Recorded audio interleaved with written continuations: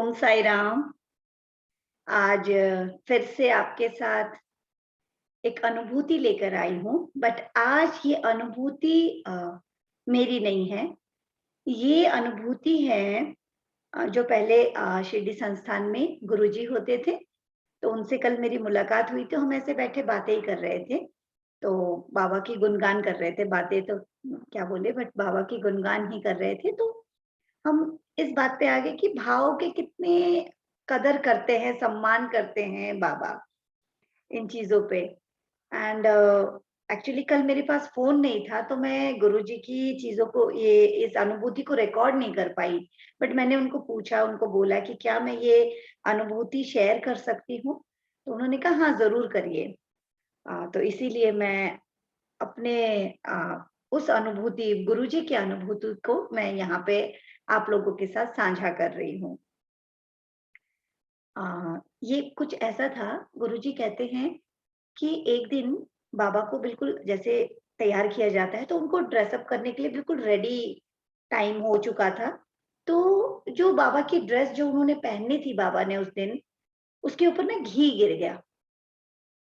और ड्रेस एक ही थी संस्थान के पास, नहीं तो आजकल बहुत ज़्यादा होती है, बट वो बहुत काफ़ी समय पहले की बात होगी। तो कहते एक ही ड्रेस थी अब बाबा को जो पहनानी थी, बाकी ड्रेस भी नहीं थे मंदिर में, या तो फिर फ़ोन करके शायद कुछ होता होगा प्रोसेस। उन्होंने तब कहा कि अब हमारे पास वही एक ड्रेस थी और हम हक्के-बक्के रह गए कि अब क्या किया जाए? और अभी इसको ठीक करो या साफ करो या कैसे करके, क्योंकि अब पहनाने का टाइम है। और कहते हैं उससे ठीक 5-10 मिनट पहले जब गुरुजी आ रहे होंगे, तो किसी ने उन्हें रास्ते में रोक के, जो है ना, एक भक्त हाथ में ड्रेस थी और वो बिल्कुल लिटरली रो रहा था और वो कह रहे थे कि प्लीज़ ये मेरा ड्रेस ले लीजिए और बाबा को पहना दीजिए। तो उन्होंने कहा ये तो पॉसिबल नहीं है, उनका ड्रेस एकदम रेडी हो चुका है, अभी ये नहीं होगा, ऐसे कुछ बोला था। बट वो भक्त लिटरली आँसू चेहरे पे थे, उनकी आँखों में आँसू थे और वो चाहते थे कि ये ड्रेस बाबा पहने।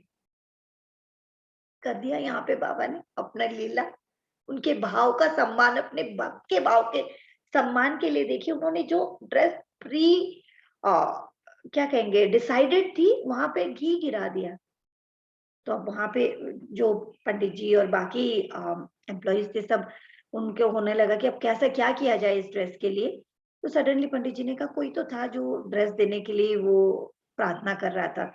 तो इंचार्ज जी जो थे उन्होंने कहा कि जाओ ढूँढो उस भक्त को और लेके आओ। वो बाहर निकले हैं, ढूँढा है उस भक्त को, वो भक्त मिले, वो ड्रेस लिया गया और उस दिन बाबा ने वो वाली ड्रेस पहनी।